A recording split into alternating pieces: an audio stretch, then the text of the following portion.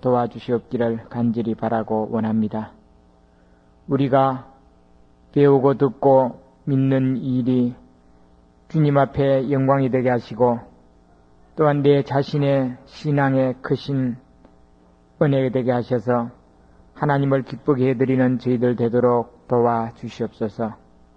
함께하지 못한 식구들도 기억하시고 주님께서 더욱더 모이기를 힘쓰는 지체들이 될 수 있도록 채찍하시고 또한 그들 마음 가운데 주님의 성령이 역사해 주시옵소서.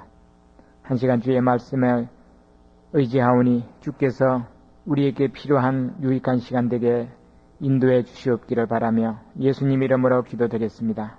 아멘.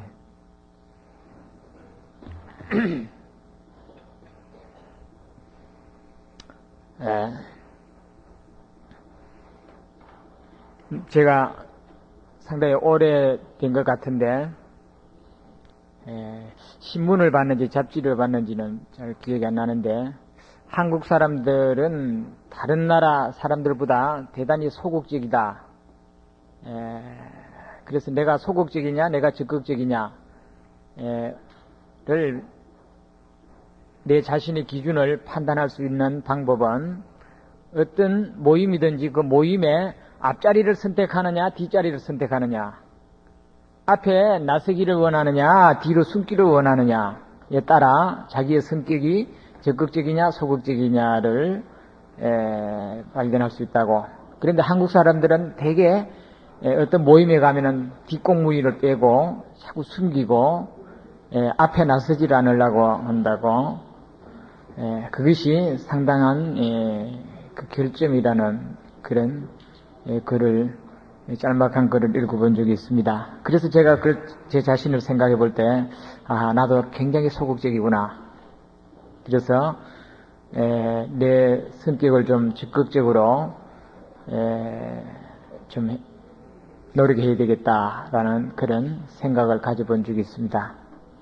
내 성격을 알면은 그 아는 것을 스스로 좀 개척해보는 그런 것도 중요할 줄 압니다. 아까 찬송 부를 때 이 자리가 전부 비어 있어서 앞으로 나오라고 해야 하는데 다 몸을 움직이기만 하지 선뜻 서서 나오려고 하는 사람들이 없더라고요. 그러다 한두 사람 일어나니까 이제 그 뒤에 따라서 슬슬 나와서 자리를 잡고,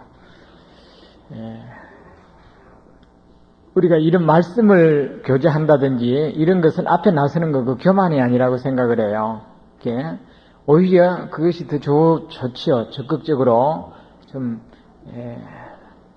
사실은 맨 앞자리에 가깝게 있으면은 훨씬 내게 들려지는 말씀도 더 강하게 또 더 유익하게 들려집니다.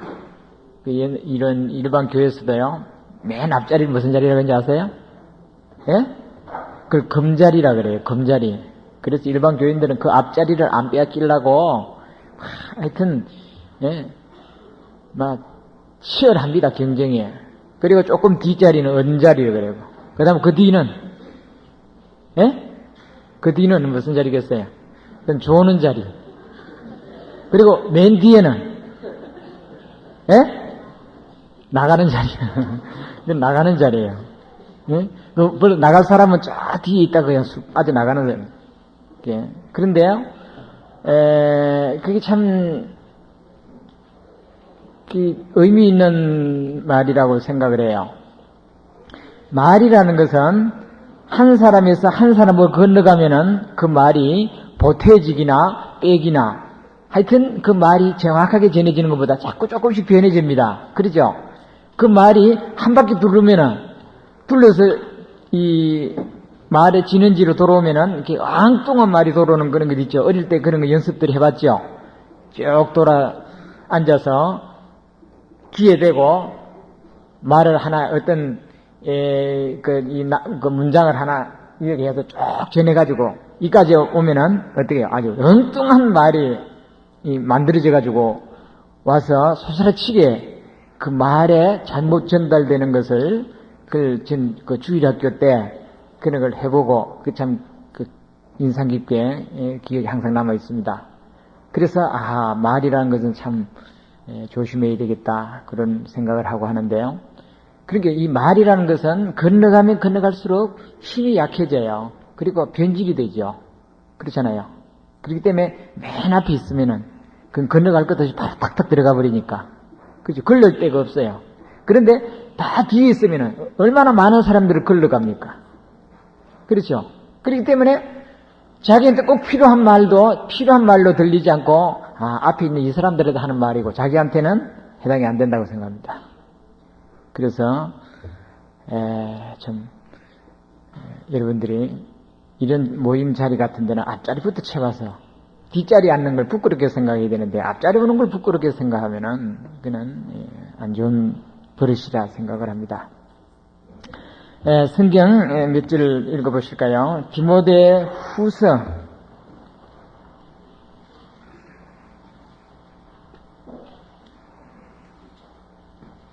디모데후서 2장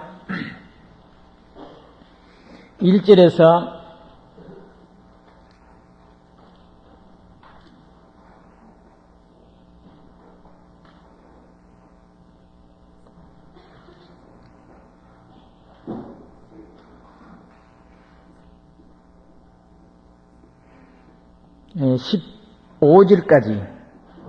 15절까지 같이 한번 읽어보시겠습니다. 내 아들아, 그러므로 네가 그리스도 예수 안에 있는 은혜 속에서 강하고 또 네가 많은 증인 앞에서 내게 들은 바를 충성된 사람에게 부탁하라. 저희가 또 다른 사람들을 가르칠 수 있느니라. 네가 그리스도 예수의 좋은 일 군사로 나와 함께 고난을 받을지니 군사로 다니는 자는 자기 생활에 얽매이는 자가 하나도 없나니 이는 군사로 모집한 자를 기쁘게 하려 함이라. 경계하는 자가 법대로 경계하지 아니하면 면류관을 얻지 못할 것이며 수고하는 농부가 곡식을 먼저 받는 것이 마땅하니라. 내 말하는 것을 생각하라. 주께서 범사에 네게 총명을 주시리라. 나의 보금과 같이 다윗의 씨로 죽은 자 가운데서 다시 살으신 예수 그리스도를 기억하라.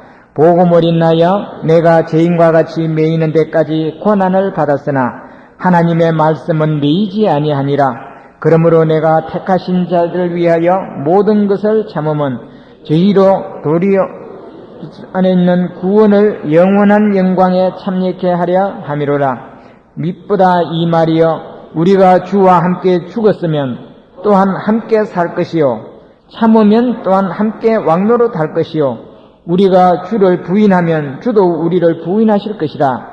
우리는 미쁨이 없을지라도 주는 일향 미쁘시니 자기를 부인하실 수 없으시리라. 너는 저희로 이 일을 기억하게 하여 말다툼을 하지 말라고 하나님 앞에서 엄히 명하라. 이는 유익이 하나도 없고 도리어 듣는 자들을 망하게 함이니라. 네가 진리의 말씀을 옳게 분별하여 부끄러울 것이 없이 일꾼으로 인정된 자로 자신을 하나님 앞에 드리기를 힘쓰라.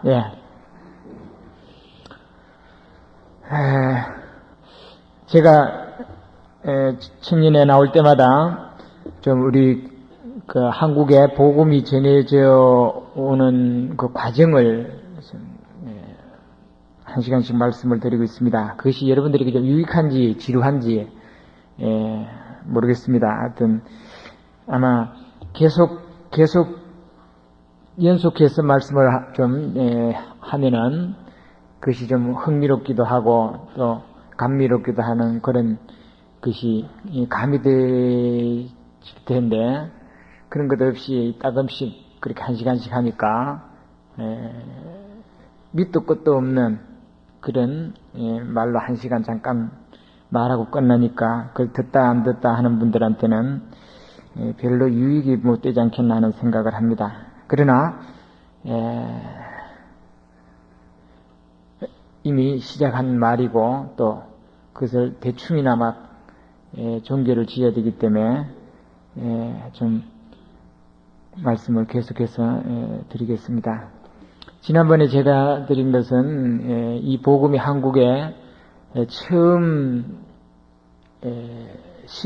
싣고 와서 전해준 사람이 바로 미국에 있는 딕 욕라는 선교사의 그 지대한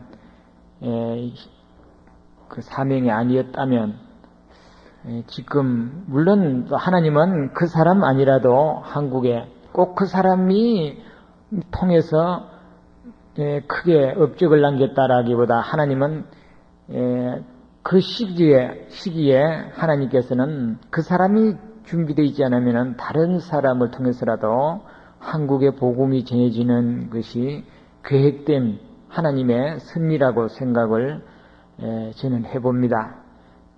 그리고 그분도 그렇게 생각하는 것이 자기는 자기가 한국의 복음을 심었다 해서 지금도 이 한국의 복음을 실어준 그런 자기 본인의 그 업적을 많은 사람들한테 남기고자 한다든지 칭찬을 받고자 한다든지 대접받고자 하는 그런 예가 없습니다. 제가 알 땐 그분이 미국으로 들어가서 지금도 선교 학교를 하고 있습니다. 그러나 한국에 그 후에 제가 알기로는 2번 온 것을 기억합니다. 2번 오신 것은 제가 만나봤지만은 그 외에는 제가 만나보질 않았습니다. 몇 번을 왔는데 그것도 이제 이 박옥수 그 교회라고 있죠. 그 간판 우리하고 똑같습니다. 대한예수교 침례회라는 그 박옥수 목사가 그분을 이제 몇 분을 초청했어요.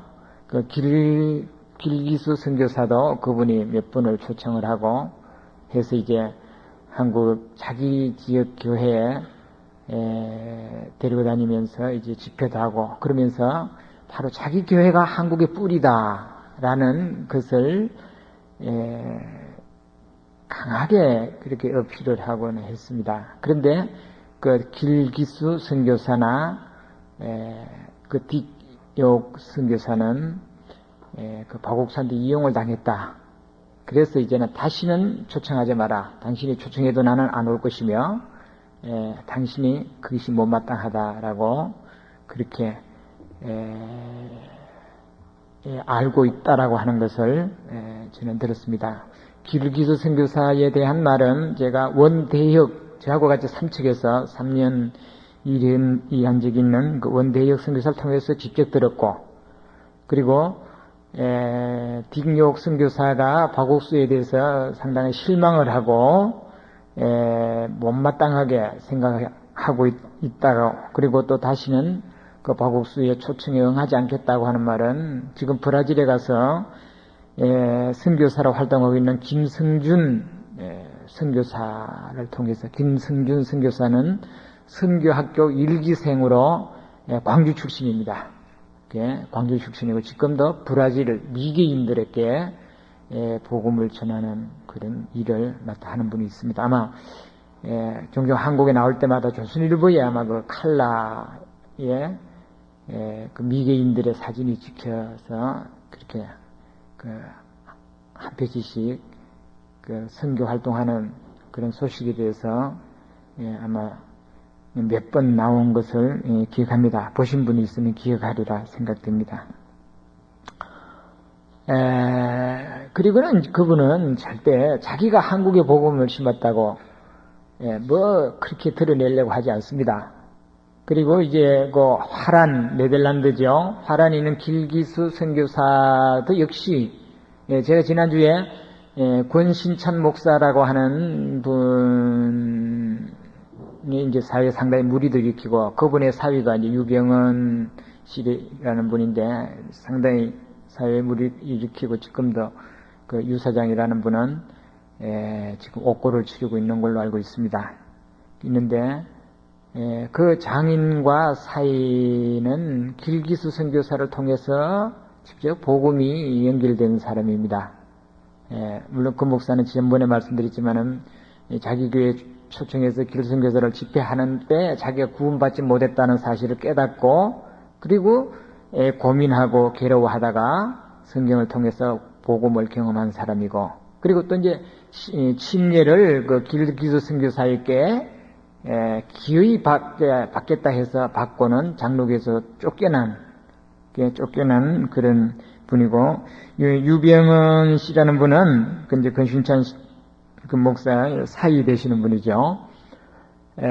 그때 대구 삼덕동 선교학교를 하고 있었는데, 선교학교 하기 전에, 선교학교 문을 열기 전에 선교사들 몇 분하고, 그리고 이제 구원받은 몇 분이 이 삼덕동 구 메노나이트라는 그런 적산 건물, 큰 건물을 빌려서 딩욕 선교사가 거기에 이제 그 집을 관리하면서 거기서 이제 주일날은 따로 모이고, 그리고 매주 금요일날 대구의 YMCA 이 강당을 빌려서 매주일마다 성경 강연회를 했습니다. 성경 강연회를 했는데, 그때 길기수 선교사가 집회할 때, 그 말씀을 전할 때에 유병은 씨가 구원을 그 설교 중에 구원을 받고 깨달은 분이라고 그렇게 간증을 들은 적이 있습니다. 그렇지만은 길선교사는 나를 통해서 구원받은 사람이니 어떻게 그럼 그분들에 대해서 뭐 나서기를 원한다든지 그런 거 없었습니다. 그리고 오히려 그 두 분에 대해서 참 심히 실망을 하고, 한국을 떠날 때는 그분들과 교제를 끊고 떠났고, 또 한국에 몇 번 들어왔지만은 들어와도 그분들하고 교제를 안 하고 이제 저희들하고 교제를 하고 떠나고는 그렇게 한 적이 있습니다. 오늘은 제가 그 성교학교 이제 제가 1기생, 2기생으로 끝을 냈다 그랬는데, 제가 2기생으로 들어갔습니다. 2기생으로 들어갔는데, 그때 제게 이제 남자 7명, 여자 6명 해서 13명으로 생각을 합니다. 2기생이요. 그리고 이제 1기생 그때 남아있는 사람이 남자 4사람, 여자 1사람. 그렇게 남았었고요. 그래서 합쳐서 한 20여 명, 19명이었던가요? 하여튼 20여 명이 이제 같이 말씀을 배우고 그렇게 추레링을 받았는데요. 그때 1기생, 2기생 통틀어서 결혼하고 학생으로 들어온 사람은 제 한 사람밖에 없었어요. 그리고 저는 그 학생으로 들어갈 때는 제 아내는 구원을 받지 못했습니다. 구원을 받지 못했기 때문에 그 학교에 이제 들어갈 때 무슨 필기시험을 치고 들어간 거 아니에요. 필기시험이 없고 면접을 봤는데, 면접을 봤는데 아주 세밀하게, 저는 면접을 5번을 봤습니다. 그러니 그 5번 동안 이 선교사들한테 세밀하게 시달리고 질문을 대답하고, 그렇게 이제 우리 집에 와서 또 면접을 하고, 또 제가 대구에 내려가서 또 면접을 하고, 그렇게 5번을 해서 제가 어떻게 했든지 결혼한 사람으로서 유일하게 제가 한 사람이 들어갔습니다.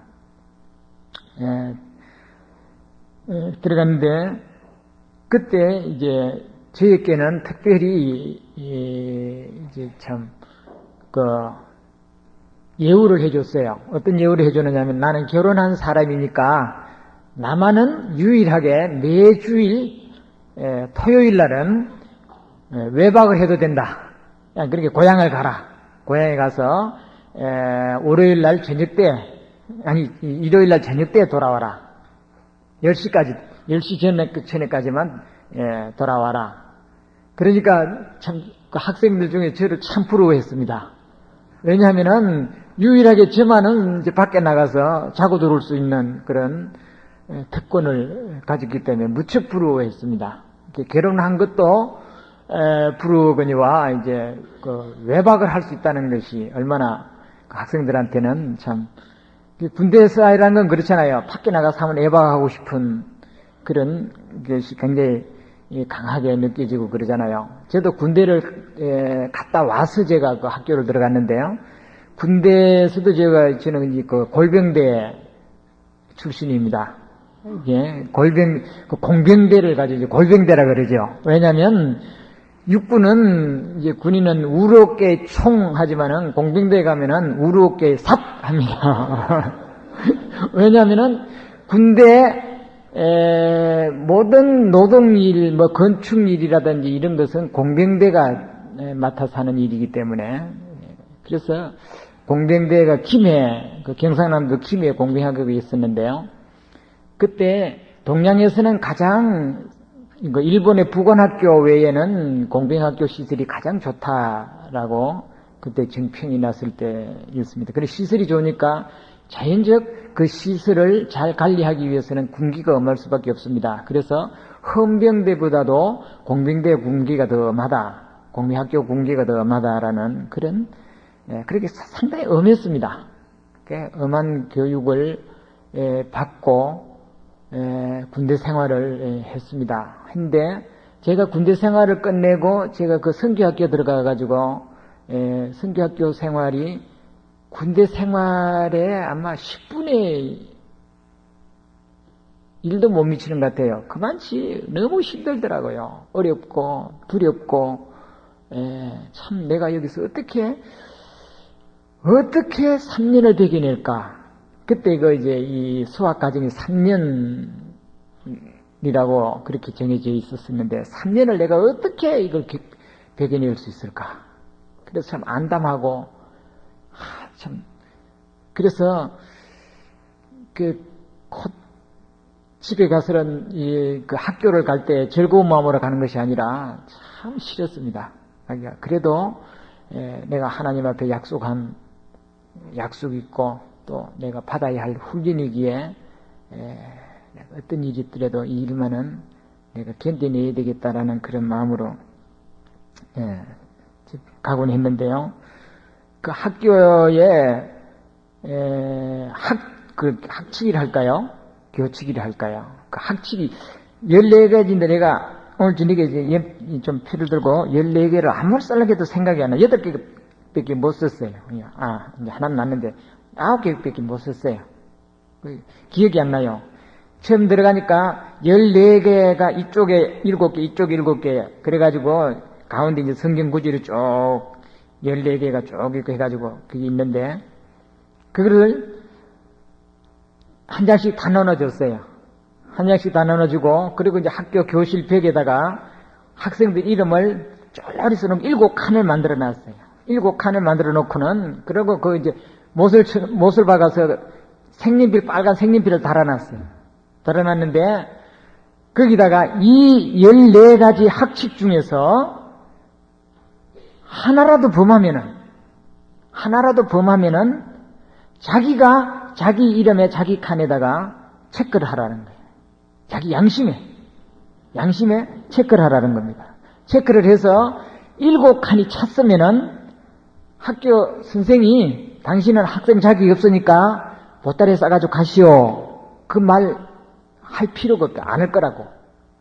나는 하나님 앞에 하나님의 일꾼으로 훈련받을 자격이 없다라는 것을 자기 스스로 결정하고 보따리 싸고 집에 가라는 거예요. 지도새도 모르게 집에 가라는 겁니다. 그러니 그게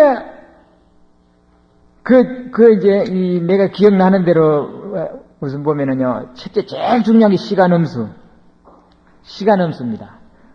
이 시간은 어떤 일이 있더라도 지켜야 된다. 시간을 어긴 것에 대해 자기가 그걸 체크하라 그럽니다. 그리고 두 번째는 이제 이 이성관계. 절대 학교 안에서는 이성과 교제하지 마라. 그리고 상담을 하되, 전도를 하되, 남자는 남자를, 여자는 여자를 전도하는 것을 아주 원칙으로 세웠습니다. 그리고 만약에 부득불 남자가 여자를 전도해야 할 경우, 그 나이를 관계없이 젊은 학생이 80세 된 할머니에게 전도하더라도 그건 이성간이다. 예. 금해야 됩니다. 만약에 남자가 여자를 부득불 해야 할 경우에는 삼자를 옆에다 앉혀놓고 해요. 단둘이는 절대 하지 마라. 절대 하지 마라. 그리고 방에서 전도할 때는 방문을 열어놔라. 학교에서 전도할 때는 창문을 열어놔라. 문을 열어놓으라 그랬습니다. 예. 그게 아주 철저했습니다. 그러니 그게 이성이라는 게 얼마나 중요한 문제가 되는가를 스스로 살아가면서 자꾸 느끼게 됩니다. 그 다음에 어떤 사람에게나 누구에게도 도움을 청하지 말아라. 도움을 청하지 말아라. 만약에 무엇이 필요하거든 어떤 것이든 필요한 대로 하나님 앞에 기도하라. 하나님 앞에는 얼마든지 도움을 청하되 사람에게 가서 내가 연필이 없습니다. 아니면 제가 옷이 없습니다. 아니면 먹을 것이 없습니다. 그걸 해서 걱정을 하게 한다든지 아니면은 도움을 청하든지 그것은 가장 사람으로서 비굴한 짓이다. 청하지 말아라. 그 다음에 네 번째는 성경 말씀을 읽는 것과 기도하는 것을 하루도 빠지지 말아라. 하루도 빠지고 그냥 자는 일이 있다면 그건 하나님 앞에 엄격히 이 학칙을 범하는 것으로 명심해야 된다. 그리고 이제 또 어떤 경우에도 어떤 사람을 대해서든지 변론을 하지 말아라. 변론을 해서 합니다. 변론은 전혀 유익한 것이 안 된다. 절대 변론하지 마라. 그냥 한 대 매를 맞든지 내가 지는 방법을 택하지 변론하지 마라. 변론은 항상 자기가 이기려고 하기 때문에 변론한다. 그런 게 항상 져라. 지는 자가 승리하는 자가 있습니다. 그리고 여섯 번째 책임감. 자기가 맡은 책임은 자기가 완수해라. 자기 맡은 책임을 남한테 전가한다든지 남에게 그 자기 맡은 일을 전가시켜 준다든지 절대 그래. 그러니까 예를 들면 우리가 항상 이제 학교에서 기상하는 시간에 이제 해가 길 때는 그 긴 대로 짧은 대로 이제 그 시간을 조정해가면서 기상 시간을 일어나는 시간과 자는 시간을 조정했습니다. 했는데 그 정해진 시간에 일어나야 됩니다. 일어나면 일어나서 이제 우리가 종을 뭘로 쓰느냐면 악기에 삼각형 된 거가 우리 성가대도 그거 하던데 그걸 뭐라 그래요? 트라이라 그래요? 그걸 종으로 썼습니다. 식사 시간 되면 땡 하면 식사 시간이다. 그리고 이제 땡 하면 요거 기상 시간이다. 그래서 이제 일어나서 딱 세수하고는 자기 방 들어가서 무릎을 꿇고 성경을 내놓고 개인 묵상 시간을 갖습니다. 그 개인 묵상 시간을 콰이타임 시간이라 그랬는데 그건 어떤 일이 있어도 그건 누구에게도 양보하지 말고 나만이 주님과 교제하는 시간이라 그걸 지키라. 그것이 가장 중요한 것이다. 그래서 벽이 물 않는다 할지라도 그 시간만은 지켜야 된다. 그래서 그런 그 철저한 시간에 대해서 그 시간을 지키고 책임감을 가져야 된다. 그래서 내가 화장실 청소 시간인데 화장실 청소를 안 하고 다른 사람한테 맡긴다든지 아니면 그걸 뺑소니 친다든지 그래만 그 책임감을 자기 맡은 책임을 못한 데 대한 벌을 받아야 된다. 그 다음에 비방하지 말라고. 어떤 사람에게든 비방하는 그런 일이 있어서는 안 된다. 그리고는 또 사랑의 빛 외에는 어떤 빛도 주지 마라. 성경에 그랬죠. 사랑의 빛 외에는 어떤 빛도 누구에게도 주지 마라 그랬죠. 그러니까 질수록 좋은 것은 뭡니까? 사랑. 질수록 나쁜 것은 빛입니다. 빛. 세상 돈빛이에요. 그래서 어떤 빛도 주지 마라. 이런 굉장히 엄한 그런 학칙을 정해놓고는 그걸 범하면은 자기 체크하라 이거예요. 체크하라는 겁니다. 그러니까 이제 그러면 이제 학생들이요 그렇게 엄해도 이제 그거를 범해놓고 안 하면 어떡합니까? 자기 이제 많이 올라간 사람은 불리하잖아요. 그러니까 이제 막 감시를 합니다. 이제 범해놓고 왜 안 하느냐고. 양심 마비됐다고 막 야단치고. 그렇게, 참, 그 고달픈 그런, 엄한 기율을 정해놓고, 훈련 생활을 한 것을 지금 생각하면은 그때는 참 고달프고 어렵고 피곤하고 그걸 탈출하고 싶은 마음이 무뜩무뜩 일어나곤 했어도 지금 생각하면 그게 참 즐거운 시간이고 그런 그 시간이 참 좀 더 연장이 됐더라면 하는 그런 아쉬움을 항상 느낍니다. 아마 그것이 옛 어른들 말대로 젊어서 하는 고생은 사서도 한단다 하는 말에 아마 좀 비춰볼 수도 있을까요? 그렇게 그 학교 생활을 이제 시작하는 생활이 얼마나 고달프고 힘들었습니다. 우리의 그 스케줄은 매 일주일에 일요일은 이제 자동적으로 일요일은 주일날 집회를 하니까요. 하고 그리고 저희들이 목요일 항상 전도입니다. 일주일에 목요일과 일요일 빼고는 계속 전도하는데 그게 다 스케줄을 좀 많이 잊어서 제가 기회가 안 납니다. 첫째 월요일 날은 축구전도라는 거 그 이제 그 학교 주변에다가 구역을 딱딱 나눠가지고 이제 그 구역을 다 매겼어요. 매기고 그 딕 선교사가 요한복음 3장 16절을 가지고 만든 전도지가 있습니다. 그 전도지가 뭐냐면 새파란 표지에다가 하나님의 사랑, 그 다음에 두 번째는 뭐 독생자, 뭐 이렇게 해가지고 이제 그 7번을 그 집에 들어갈 수 있는 전도지를 만들었어요. 그러니까 일곱 장이 돼 있어요. 그래 첫째는 표지를 가지고 와가지고 이제 저희들은 전도하는 사람입니다. 그래서 예수님을 믿으십시오. 그리고 제가 오늘부터 이 가정에 앞으로 7번을 제가 방문을 할 겁니다.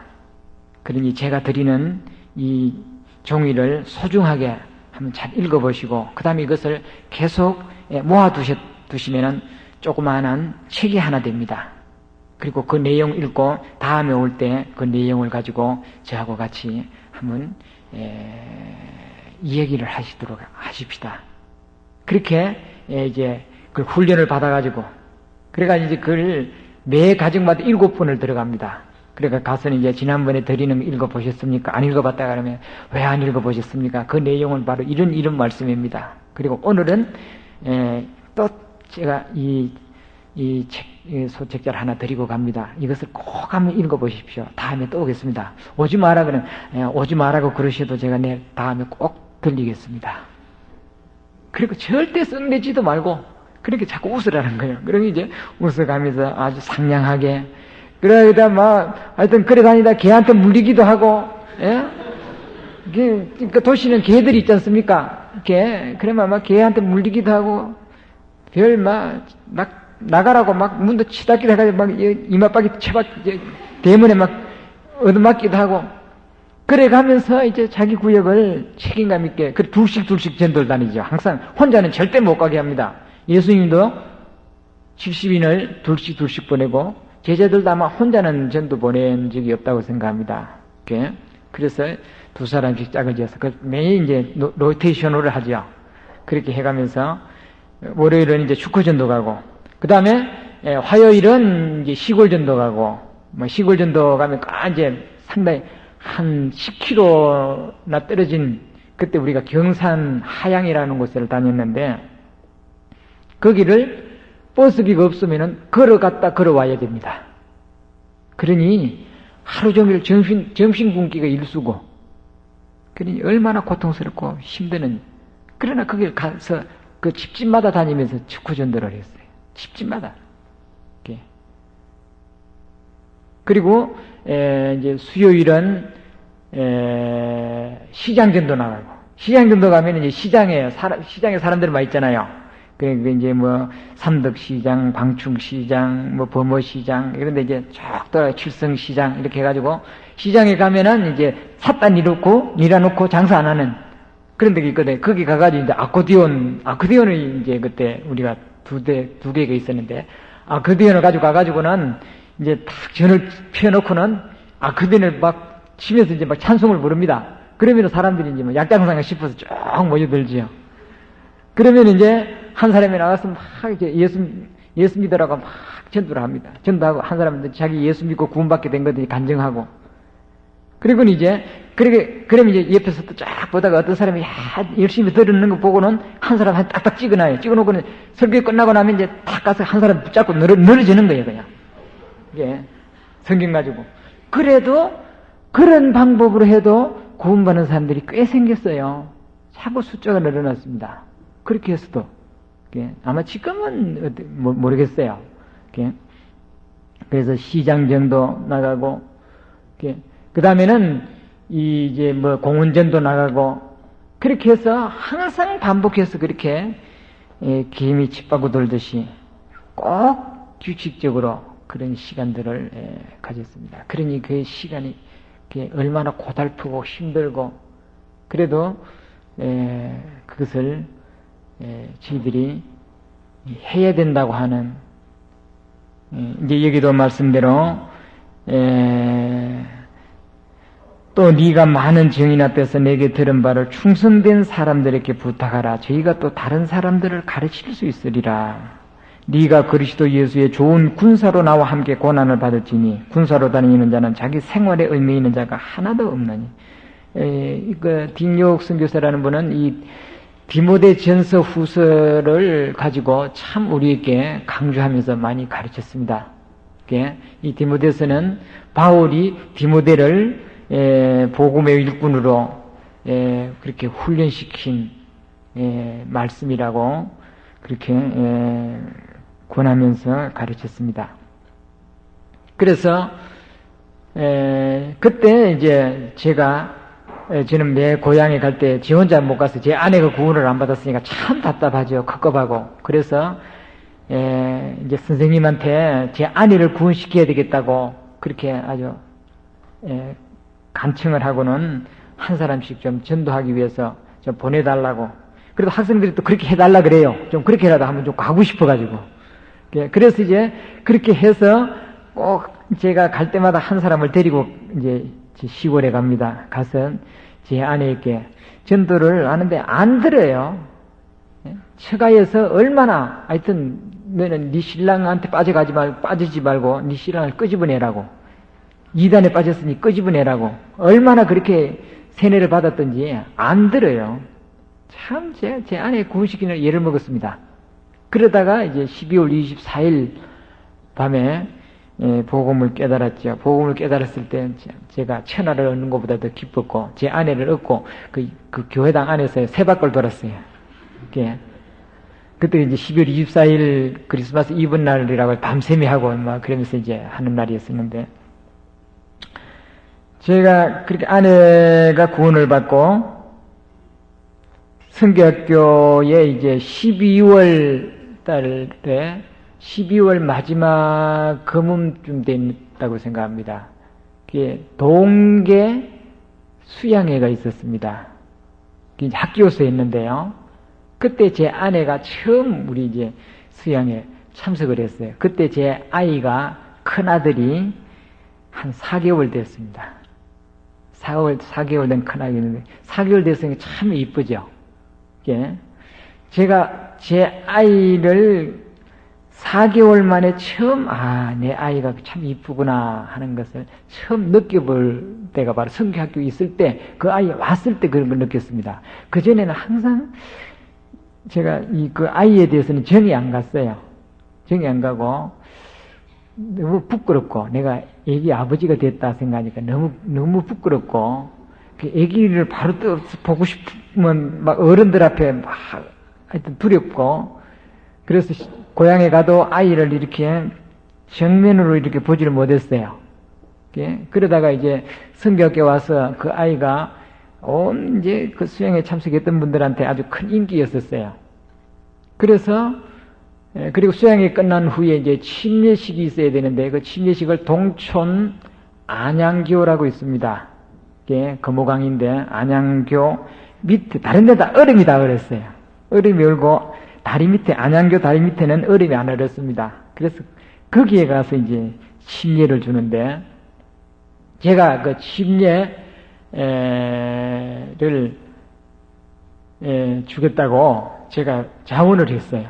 왜냐하면 제 아내를 침례 주기 위해서 주고 싶어서 그 추운 것을 무릅쓰고 이제 주겠다고 자원을 했습니다. 그래서 그때 박옥수 지금 그 박옥수 목사하고 저하고 둘이 이제 침례 집행을 했는데 그러니 막 그 찬 물에 들어가니까 지같이 이렇게 약한 몸이 네?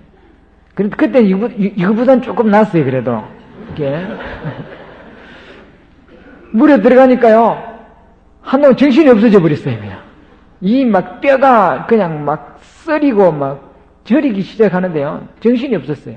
그 침례를 주는데 물에 그냥 내가 끌리 자꾸 들어가서 제가 들어가서 제 정신 차리는데 정신이 없었어요. 그런데 그때 아마 한 수십 명 됐었는데요 한 20, 30명 됐다고 생각을 합니다. 그걸 보니까 그때만 해도 사람들은 교통수단이 걸어다니는 사람들이 많았고 그리고 그때만 해도 침례를 준다는 것이 아주 신기하게 보였을 때입니다. 그러니까 그 수성교에 지나가고 오고 가고 하는 사람들이 세상에 겨울에 이 얼음 물에다가 사람을 멀쩡한 사람들 갖다 물에다 집어넣었다 빼냈다 그런 하니까 이건 무슨 일이 싶어 구경거리가 나가지고 수백 명이 그 수성천 방죽에 쫙 서서 구경하고 있는 거예요. 구경을 하고 있는 겁니다. 이렇게. 그런 데서 이제 침례식을 했어요. 침례식을 하고 오들오들 떨면서 밖에 나오는데 이제 정신을 하여튼 뭐 내 정신도 아니죠. 그런데 또 그냥 또 옷을 입을 수가 없어요. 그 많은 사람들 보기에. 그래서 그 사람들 보고 또 막 전도하기 시작했어요. 옷 젖은 채로. 예? 막 예수 믿으라고. 그런데 이상하죠. 그때 그 설교 듣고 모임에 나와서 장로 아들이 김영복이라고 장로 아들이 구원받고 지금도 대구 가면은 그분이 아버지가 장로라 어쩔 수 없이 아버지한테 끌려가면서도 지금도 제가 전화하면 얼른 나와서 모임에 참석하고 그럽니다. 그렇게 그때는 집회하고 나면은 바로 침례 주고 그렇게 했었습니다. 그리고 끝나고 이제 다 돌아가고 월요일 날 그리고 이제 일요일 날 집회 끝나고 다 갔지요. 월요일 날 전도를 갔다가 왔는데 사무실에서 저를 불러요. 갔습니다. 가니까 심 선생이 저하고 우영재 좀 정신 좀 바짝 차리시오. 제 정신 차리고 있습니다. 마음을 단단하게 먹으시오. 왜 그러십니까? 마음을 좀 단단하게 먹어야 됩니다. 왜 그러십니까? 그랬더니 그래도 한참 뜸을 들이더만은 우리 집에 아이가 죽었대요. 아이가 죽었다고. 그래서 그게 무슨 소리냐고. 그래 빨리 차비를 해주면서 빨리 집에 가보라고. 그래서 그럴 리가 무슨 소리냐고. 웃기는 소리 하지 말라고. 그래 빨리 가보라고. 그래서 이제 차비를 해줘서 차비를 가지고 차를 타고 이제 고향에 득돌같이 쫓아가 봤어요. 가니까 벌써 애가 죽어서 끌어먹고 없어요. 우리 집 자매는 완전히 이성을 잃어버렸고 실성한 사람같이 되어버렸고. 그래서 제가 참 앞이 캄캄했습니다. 왜냐? 저가지 식구들이 그렇지 않아도 네 신랑한테 빠지면은 하나님한테 큰일 날 테니까 절대 빠지지 말라고 당부해서 보냈는데 지가 구원받는다고 빠져들지만은 하나님이 징계받아가지고 아들까지 죽었다고. 속실없이 그 소리 듣게 생겼다. 그러니 그때 내가 문득 하나님의 원망스러운 생각이 문득 들었습니다. 들다가도 제가 내가 이런 생각을 해서 안 된다. 무엇인가? 하나님은 그렇게 했어야 될 일이 있지 않겠느냐. 지금은 내가 모르지만은 그렇게 해야 할 일이 있었겠지 않느냐. 그러면서 내가 내 자신을 자제하고, 그런데 이제 이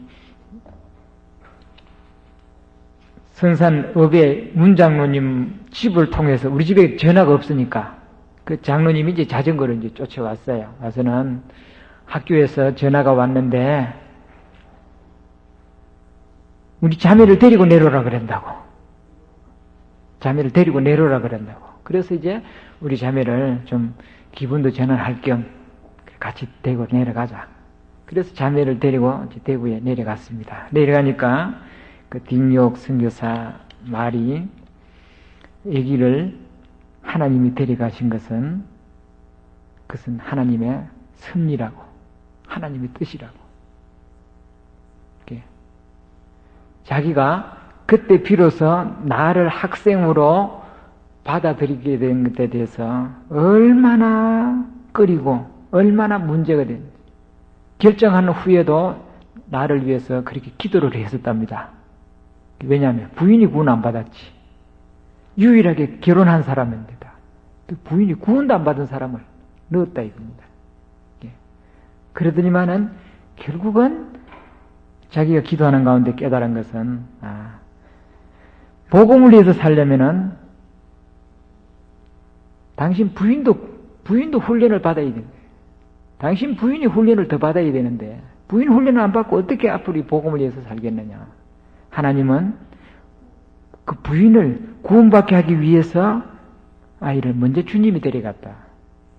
주님이 데려갔다. 그리고 어린아이는 죽어도 천국 간다. 천국 간다.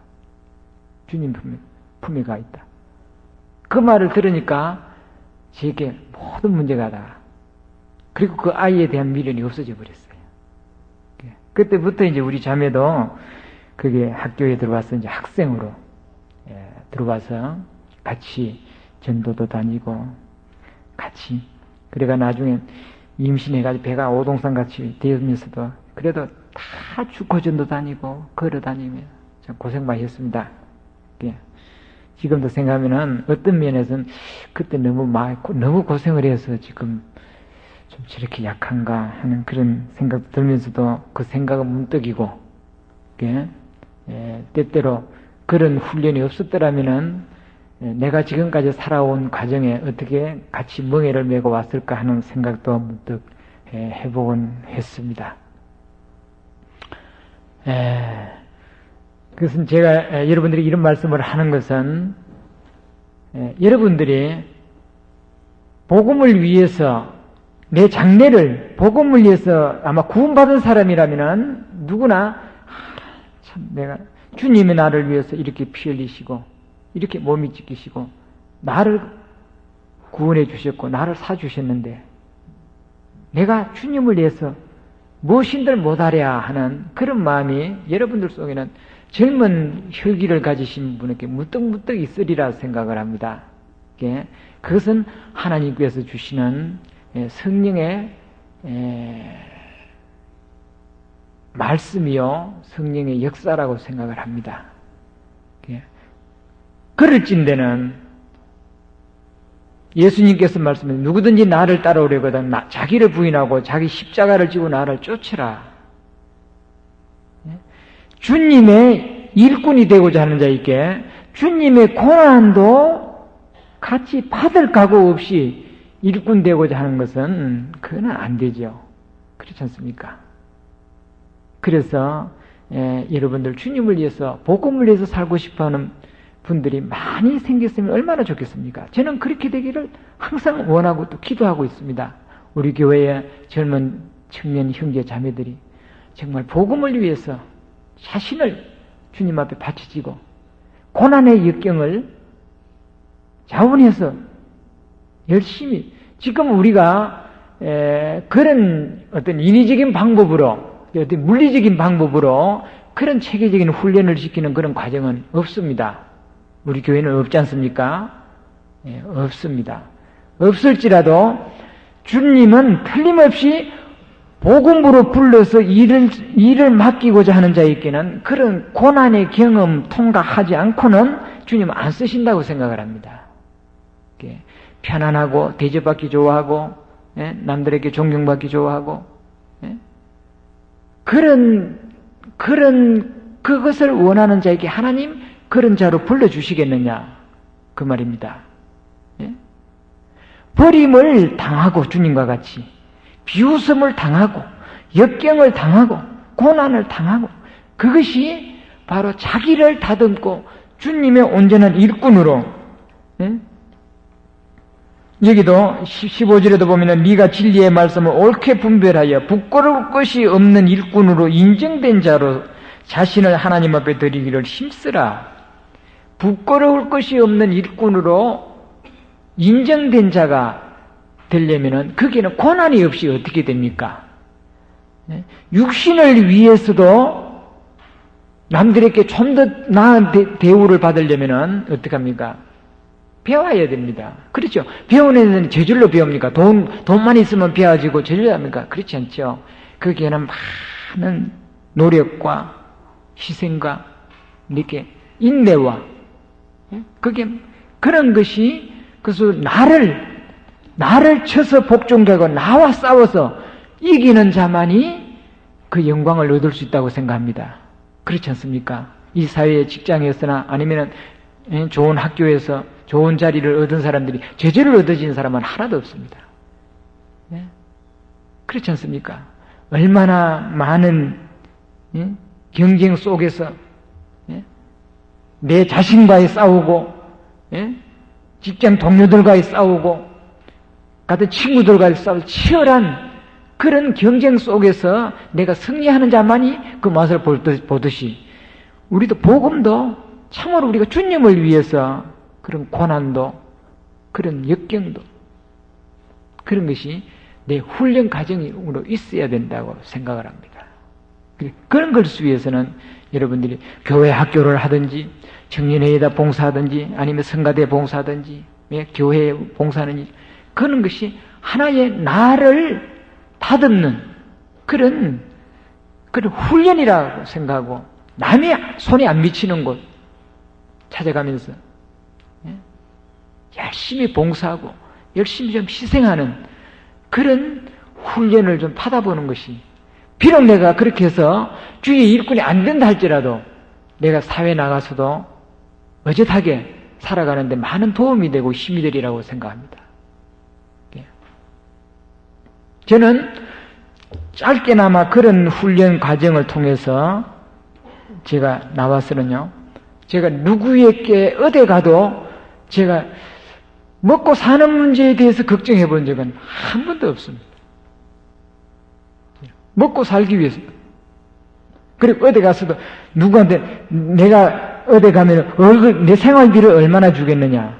그 생활비에 대해서 논해 본 적이 없고, 내 육신의 생활에 대해서 염려해 본 적이 없습니다. 왜? 자신이 있기 때문에. 왜? 하나님은 저를 안 버린다고 하는. 내가 먹을 것이 없으면 지금이라도 나는 옷을 벗고 나서서 땅이라도 팔 수 있고 막노동이라도 할 수 있는 그런 마음은 항상 준비되어 있습니다. 무엇이든지 해서 살 수 있다고 하는, 하되 남들에게 밑 안 재고 살 수 있다고 하는 그런 자신감을 항상 가지고 있습니다. 그런 자신감이 있어요. 그런 것이 그런 추리링을 통해서 얻어진 그런 용기고 힘이라고 생각을 합니다. 그래서 여러분들도 그런 좀 고난에 함께 동참하고 함께 뛰어들어서 좀 열심히 교회를 위해서 내 자신을 그 젊음을 한번 던져서 세상에는요 아무 가치 없는 것을 위해서 젊음을 불태우는 사람들도 수없이 있는데 우리가 주님을 위해서 내 젊음을 참 희생하고 봉사하는데 그런데 참 고난이 클수록 얼마나 그 고난이 값지고 그것이 내게 또한 주님에게 상받을 일인가 하는 생각을 하게 됩니다. 그러면 아마 우리 교회도 주님께서 필요한 일꾼들이 많이 주어지리라 생각하고요. 그래 될 때는 우리 교회 앞날이 대단히 밝고 희망이 넘친다 생각합니다. 그러나 그런 고난 없이 그냥 많이 배운 사람 그리고 능력 있는 사람 골라서 복음의 일꾼을 쓴다면은 그 교회는 뭐 금방 기성교회와 똑같이 금방 닮아져 가리라 생각이 됩니다. 예, 여러분들이 좀 복음을 위해서 사는데 어떤 지표에 좀 마음에 좀 힘이 될까 하는 마음으로 말씀을 드렸습니다. 기도드리겠습니다. 걸어가신 하나님, 주님께서 바울을 통해서 디모데에게 가르치신 말씀에 군사로 모집한 자에게는 자기 가정과 일에 얽매이지 아니하고 군사로 모집한 자를 기쁘게 해드린다고 말씀하신 주님, 참으로 우리 강주교회 우리 젊은 형제 자매들에게 많은 복음의 일꾼들이 주님을 위해서 살고자 하는 필요한 일꾼들이 많이 일어날 수 있도록 우리 마음속에 주님께서 결심도 주시고 주님의 복음을 위해서 합당한 자로 훈련된 자들이 많이 일어날 수 있도록 주님 지켜주시고 인도해 주시옵기를 간절히 바라고 원합니다. 바울이 디모데를 그렇게 강하게 훈련하지 않았던들 바울의 그 귀한 믿음과 사명을 이어받을 디모데가 있을 수 없다고 생각함을 더욱더 느끼게 됩니다. 우리가 너무도 이 땅에 아직 복음 전해야 할 터전이 많고 너무도 해야 할 일들이 산재되어 있는데도 주님의 말씀대로 곡식이 익어 휘어져 가고 있는데도 거둘 일꾼이 없어 하나님 앞에 일꾼을 보내달라고 기도하라고 하신 말씀대로 우리가 지금 처한 상태가 바로 곡식이 익어 휘어져 가고 있는 모습들을 보고 있습니다. 얼마나 많은 일꾼을 요하고 원하고 있는지 더욱더 느끼게 됩니다. 주님, 우리에게도 귀하고 합당한 일꾼들을 보내주소서. 그래서 이 한국에 활발하게 복음을 전해질 수 있는 주님의 복음이 불길처럼 곳곳마다 일어나게 역사해 주시옵기를 간절히 바라고 원합니다. 청년들이 참으로 건전하게 그리고 힘차게 교제하고 생활하고 성장해가는 우리 강주교회 청년회가 될 수 있도록 도와주시옵소서. 예수님 이름으로 기도드렸습니다. 아멘.